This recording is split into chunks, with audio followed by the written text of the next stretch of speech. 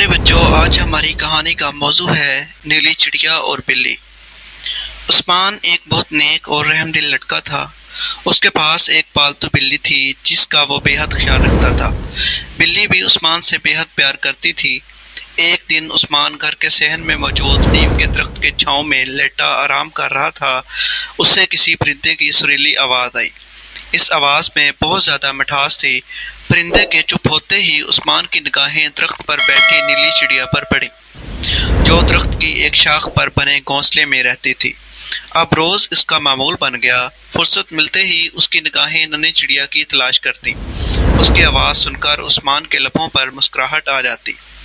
عثمان کی دلچسپی چڑیا کی طرف ہوئی تو بلی کی طرف توجہ کم ہو گئی، اس لیے بلی چڑیا سے حسد کرنے لگی۔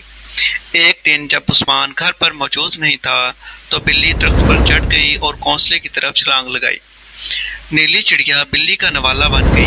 چھلانگ لگانے کے نتیجے میں بلی کے ساتھ ساتھ گھونسلہ بھی زمین پر آ گرا۔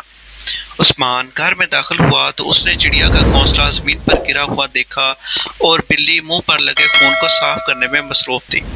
عثمان ساری بات سمجھ گیا اور اپنا سر پکڑ کر درخت کے نیچے بیٹھ گیا۔ اس کی آنکھوں سے آنسو بہنے لگے۔ روتے ہوئے اس کے منہ سے بس یہی الفاظ نکلے، میری پیاری بلی، تم نے ایسا کیوں کیا؟